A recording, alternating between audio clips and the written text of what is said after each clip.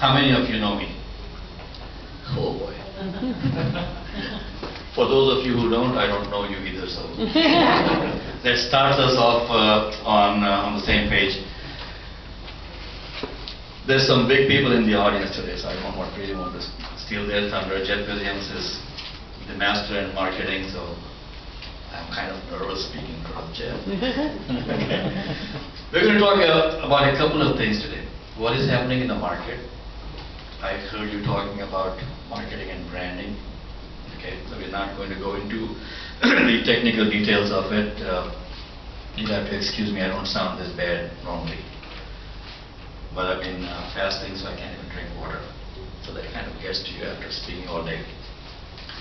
Two things we are going to look at as to why are you sitting over here today and you're not working somewhere. Fair enough? Good premise to start with, right? How do you market yourself? How has the paradigm changed? So let's start off with how the paradigm has changed. What is happening out there that is keeping people from finding their next job? We are not going to talk about the techniques of how to find a job. You have already been through the resume writing, the interviewing, the job search techniques part of it. What I want you to take away from today, from my talk, is there are no jobs out there. Right? Everybody thinks that. There are no jobs out there. You're not job seekers. The paradigm has changed. This is how we have grown up expecting life to be. And I want you to pay real close attention to this. We grew up, and everybody said there are three phases in our life. We go to school, that is our learning phase.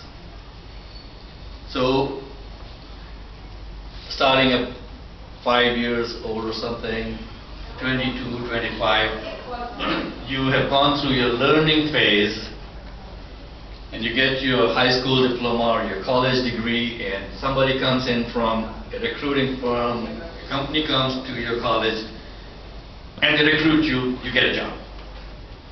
And you're in that job for 20, 30 years sometimes. Maybe in that time period you have changed employers a couple of times. So those are your earning years now. So from the learning years, you graduate to your earning years, right? And at 60, 65, you retire, and then begins your yearning years. The stuff that you couldn't do while you were learning and earning. Take a vacation, play with the grandkids. That's how the paradigm was. This whole thing shifted quite a few years back without us realizing that. The new paradigm is your learning does not end when you complete your school. Today's employers expect you to have today's skills. Okay, before we even talk about branding and how to market yourself, understand one thing, your learning does not end. Now that does not mean that you have to go back to school and get a bachelor's or a master's or an MBA in your 40s and 50s. That's not going to do anything good for you. It is going to make those colleges and universities rich. Unless you have an employer who's willing to pay for that, right? To upgrade your skills. Learning is all around us now. With this thing, with the internet and everything, you don't really have to go to a formal school to upgrade your skills. Okay? I have never taken a computer course in my life. But Jeff can vouch for that. I don't know this guy, Rand Haas. Okay. Rand can vouch for it. I can run circles around computers and programming. Everything from web design to databases. How did I learn that? On my own. So in my current job now, I bring a lot of value to my employer by having today's skills. That is something that we have to understand. It does not matter how old you are, how young you are, how ugly you are. Look at me. Okay? Seriously. If I can get a job, what is stopping you from getting a job? That is something that we have to understand. But now, having said that, Let's flip it around. Remember I said there are no jobs out there? Why do I say that? What do you think? Because the jobs are hidden. The jobs are hidden. Good. What do you think? There's so many out there. There's more people than all the jobs that are out there. Okay. There's From a- hundreds of jobs, hundreds of people for one job. There are hundreds of people for one job. Good. Then how did I find this one? You were persistent. No, the job found me. I never wanted to work. I'm retired from my own business, folks. I was in business consulting, marketing, a lot of other things. Had 5 businesses at one time in Houston. I was anchoring the morning news on the radio. I was doing calling talk shows on the weekend. I was having a lot of fun with my life. I'm retired from all of that. Moved back from Houston, and that gentleman over there, Jeff Williams, and I, we launched a local television show over here called The Employment Hour on cable access television. I get a job offer from the employment office saying, we'd like you to join our team. So the job found me. I didn't find the job. One thing that we have to understand, and that is the crux of the topic today, is You Inc. is what I'm calling this talk today. You Incorporated. All of us have to start thinking not as job seekers, but as a business. You're in business for yourself now. And your next job is not going to be your job, that is going to be your next client. Everybody with me so far? Okay. How does a business succeed? I had a real nice PowerPoint, okay? Couldn't play it. Let's not worry about it. It's all up here, okay? How does a business succeed? Jeff, you had some input on that. Continually look for new customers. Continually look for new customers. What do you think would happen to a company like Pepsi or Coke if they stopped advertising tomorrow? If Pepsi stopped advertising, saying everybody knows about Pepsi, we're not going to spend money on advertising. What happens in a couple of months? What happens to the market share? Goes down. What happens if BMW says, tomorrow we are not going to come up with any new design of car. Everybody loves the BMWs that we have. We're going to have that 500 series for the rest of our life. What happens? Market share shrinks. So, a business has to continuously innovate. They have to come up with new ideas, new products. They have to continuously look for new markets. If they just depend on one particular thing, let's say that you are a contractor, a home builder. What is happening in the home building markets today? Okay, it's down, right? That's another thing that we have to understand, that in today's market, you have to grab whatever comes your way. Don't wait for the ideal job to come your way. It's not going to happen. Those days are gone. As a home builder, just to get into that a little bit, if somebody comes to you and says, hey Mr. Builder, I got a project to put windows on my house. Take it. Now if you have got that one project, or if you're building one house, are you going to stop after you build that one house? What does a home builder do to stay in business? They are hustling other businesses. They're hustling your neighborhood for more windows, roofing, and all kinds of siding and all kinds of jobs, right? So when you get your next job, don't think of it as the ultimate job that you're going to retire from. Those days are gone. The paradigm has changed. The next job is your next client. And you're going to be there 2 years, 3 years. The average now is about 3. And you have to start thinking, what do I do to get my next client while I still have this client? And what do I do? What do I need to do to upgrade my skills? Let's take the example of somebody who just, say, any engineers in the audience over here? Okay, what are you an engineer for, sir? What do you do? What kind of engineering? Structural. Structural engineering. Let's say that you graduated out of school and you found a job with a good engineering company. And you've been there 5 years. And the same time that you started your engineering job, some other person started that engineering education. Now, after 5 years, you have 5 years experience, this kid comes out of school after 5 years with better skills than you have, right or wrong? Wrong. Wrong? Why? Don't you think engineering education, engineering skills change over time? Do they stay the same? Don't you think new processes, new procedures came into place? But I have 4 years of practice now. I don't give a damn about it as an employer. I want to know whether can you compete with that kid, because that kid is going to come and eat your lunch, will be willing to work for less with better skills. So your 4 years experience, your 30 years experience does not count anymore. You got to get out of that thinking mode that I got experience and why is somebody not hiring me? I don't care if you have experience. Do you have the skills for my job today? Ran and I did a job fair in March at the Schaumburg YMCA. So a beautiful young lady comes up to me and says, I can't find a job, they won't hire me. I'm like, okay ma'am, what's happening? What's up with you? She goes, well, I got 26 years of experience as an administrative assistant. I said, really? What are your skills? Are you up to grade on, Microsoft, 2007 Office Suite? She says, what is that?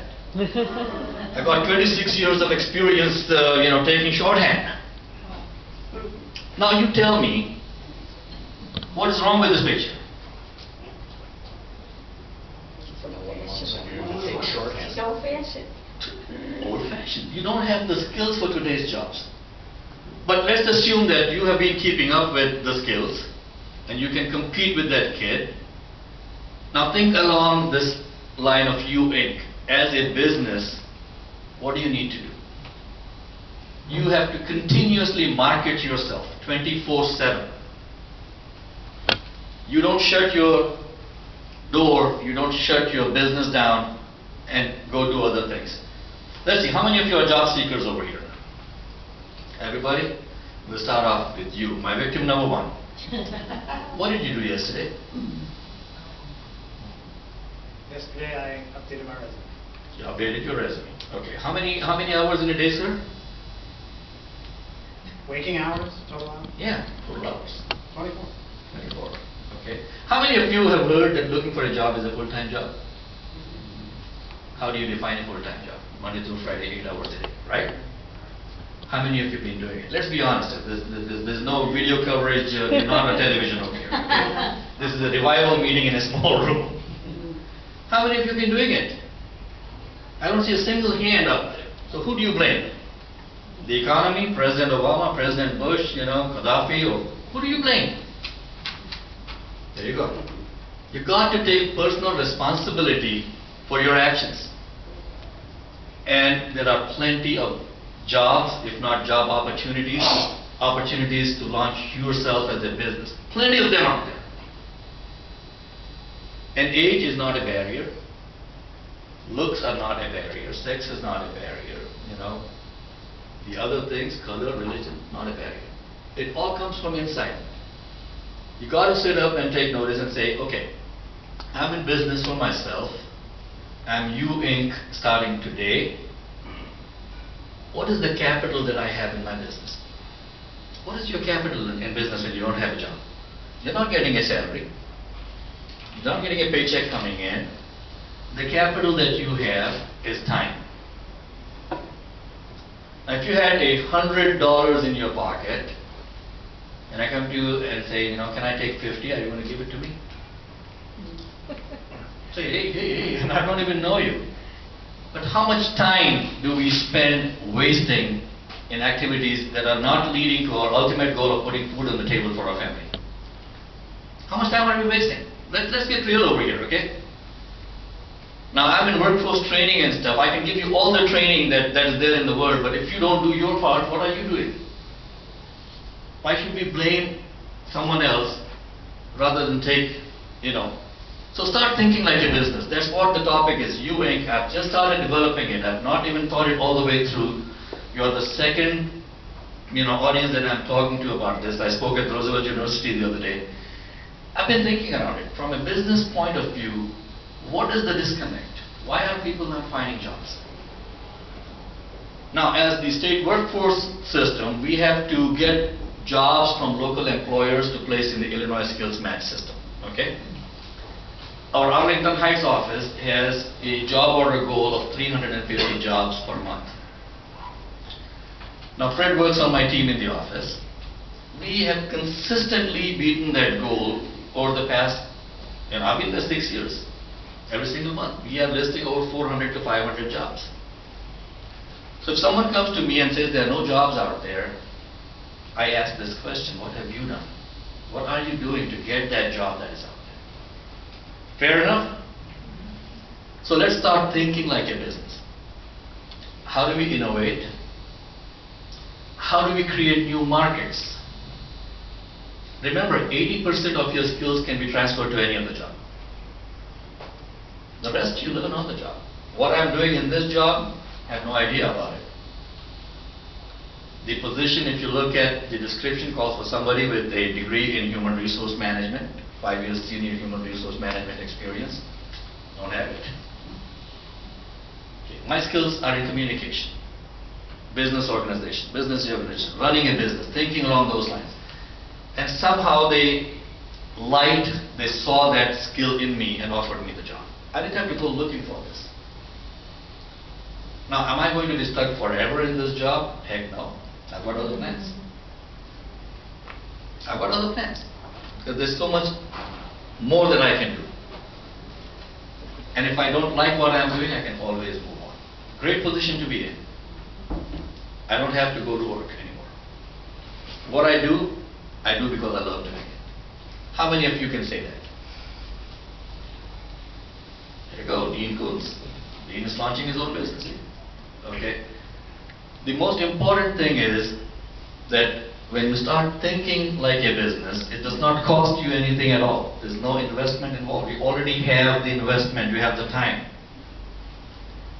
So sit down and work out what I call, in my consulting business, I used to help businesses succeed by helping them with their business plan. You start off with a plan. When you don't have a job and you're trying to launch yourself as You Inc., you start off with a busyness plan, Busy. Every single minute of your day starting today should be planned out. The ultimate goal, to succeed. Okay? Now I see a couple of other examples we'll take, okay? Now, let's see. Michelle, what did you do yesterday? Walk me through your day yesterday. Okay, God gave you 24 hours. I don't know how many minutes in those hours. My math is a peak, I'm sorry. What did you do yesterday? When did you get up? You'll pass? Okay. Let's see. Next victim. How about you? What did you do yesterday? Come on. Okay, so yesterday, let's see, I did a little on LinkedIn, because I'm on LinkedIn. Okay. Just got on about 6 weeks ago, forced myself to put all that together, so every day I'm trying to make new connections. Okay. I have a goal of 10 new connections a week. Okay. I worked on my interviewing scripts for my phone interview and my face-to-face. I put that together. Okay. And that was it. I focused on my scripts all day, so I didn't really send out any new resumes. Or I have my resume completed. I didn't send it out to a new posting, although I did that on Monday. I had 2 new postings. You think she's going to find a job pretty soon, or her next client? Probably. Sure. Okay. She's on the right path over there. Okay, thank you. I mean, that was good. Let's look at victim number. Well, how do they do that? They have that light. Come on, man. What kind of friend are you? You should have that light going on all around it. Okay. Well, let's pick up this gentleman. Tom, Hi. walk me through your day yesterday. I was almost going to raise my hand on your 40 hours. I wake up and start looking at job stuff right away. How do you do that? Let's stop right there. How do you look for jobs? I signed up with several of these job boards. Okay. Look at some of those, send them out. Mhm. I sent out quite a few. Okay. What happened? I'll have an interview every now and then, primarily from recruiters. Okay. Every now and then. Now, if you had a business going and you had invested, multi-million dollars that God gave you in health and time, and you had a customer comes in once in a while and not buy anything, what would happen to your business? Quite a business. Your business. Okay? Think along these lines now. let's take a look. I mean, we can teach you everything. We can teach you how to write a targeted resume. We can teach you job search techniques that work. If you don't practice it, nothing happens. When you folks say that you go online, big word, let's take a look from the employer's point of view on where is the return on investment for the hiring dollar. What is working, what is not working. We covered this in our job search techniques a little bit. And I keep a very close ear to the ground on what is working in the employment market. Okay? Return on investment wise, job search, for the employer, these big job boards had a 4% return on investment. 4%, that's it. Without naming any of the big job boards, we all know who they are. In fact, one of them laid off 50 people the other day. Because employers are not seeing the value in advertising in these big job boards. So if you're spending 50% of your time, 30% of your time, what are you doing? Throwing good money after bad, right? Staffing agencies. Last year, 6%. Okay? IDES, Illinois Skills Match, the stuff that we have, which is going to go away September 22nd, the Illinois Job Links is coming into place, 5%.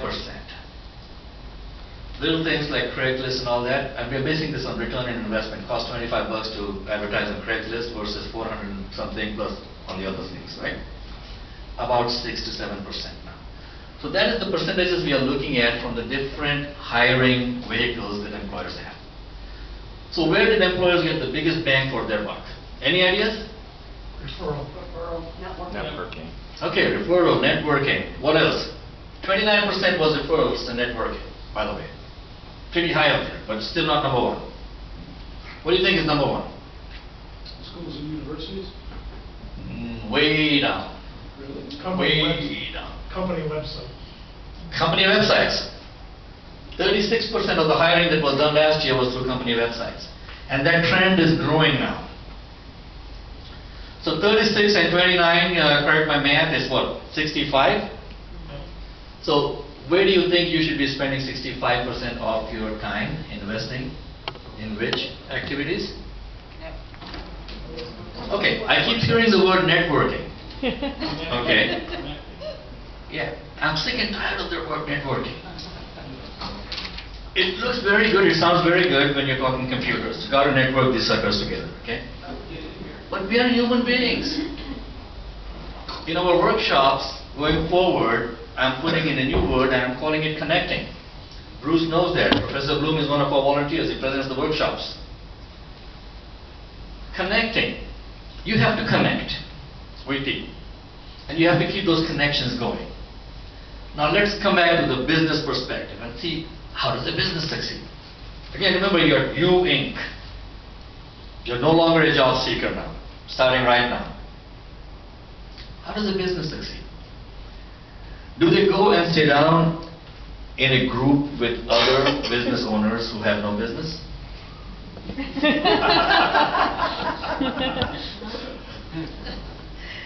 I'm glad you guys agree with me on that. So if you are in those groups that have been formed, sometimes they charge you money to come and be a member of them, right? And you go and you sit down over there and everybody has got a down look on their face. Yeah, so what's happening? Man, I sent out 600 resumes, nothing happened. And I had 3 interviews. They're not hiring people with my hair color. And by the way, don't let this fool you. This is color, okay? I got white hair. Okay. And then you go back home and you go back to your same old thing that you came from. The cycle of depression continues. And you keep hearing these media people telling that there are no jobs out there. The economy is tanking. Let me tell you something, folks. I travel a lot, okay? There is no country in the world that has as good as we have it over here. Guaranteed. You will be surprised at some of the unemployment in other countries around the world. Anywhere from 30 to 40%. So we get so darn depressed over here. What is the unemployment rate? Anybody want to talk about that? 10.1% in Illinois. 10.1% in Illinois. Where in Illinois, sir? Where do we live in Illinois? Chicago metro area. Huh? Chicago metro area. And that's for people seeking, not the hidden. Not the hidden, the numbers that dropped off, right? Right. Okay, I'll give the devil its due. Let's call it 15%. Happy? Not particularly, no. But when you were coming to work over here, or coming to the workshops today, there were other people on the road, right? Do you think all of them were coming here? They were going to some work, right? You get up in the morning, go stand up on I-90, 290, whatever. See the number of cars going by. In any average given period, 4 to 5% is considered full employment. So what if it's 10%? 9 out of 10 people still have a job. Start thinking along those lines. And then you come back to the you Inc., me Inc. thing. What would I do as a business to succeed? How do I get my next client? You need to start off this networking, connecting thing. You need to start off by going to your local Chamber of Commerce. Who are the members of the chamber? People who have a business, who can afford to pay the membership dues, right?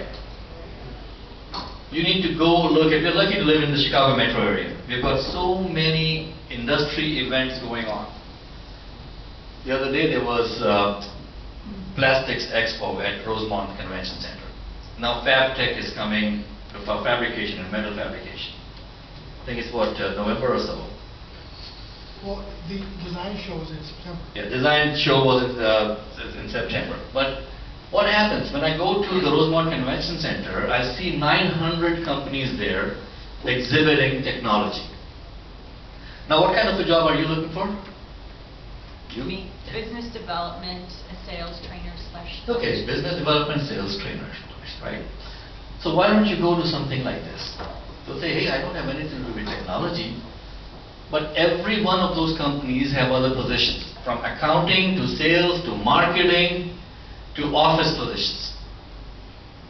So you need to go start connecting with people.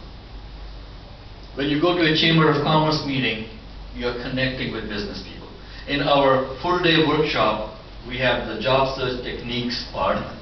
And if you folks want to know where the workshops are, they are listed on our website, worknetncc.com. And or you can send, I don't have that up here. Send me an email, we can send it back to you. We are doing these full-day workshops in 12 different locations, including over here in Morton Grove Library, Evanston Library also. That was And yesterday. Yesterday. Mord's So, today. When's the one in North Grove? Fred can It was today. probably We have give you once a some more month. information. But we cover resume writing, interviewing, job search techniques. So as part of viewing, I want to go a little bit into the job search techniques aspect of it. How to market yourself. How many of you have ever been to a chamber meeting? Quite a few people. Gosh, why are you still sitting over here? Okay, Dean, come on up. Be my next victim of the day. When you go to a chamber meeting, what happens? Well, what happens is that everyone introduces one another. Like, for example, here, you take 10 minutes to introduce yourself, and you hear something like, I saw you the other day, and you said you were involved in the reshoring initiative. I know Harry Moser, and I met you the other day at the Manufacturing Export Roundtable.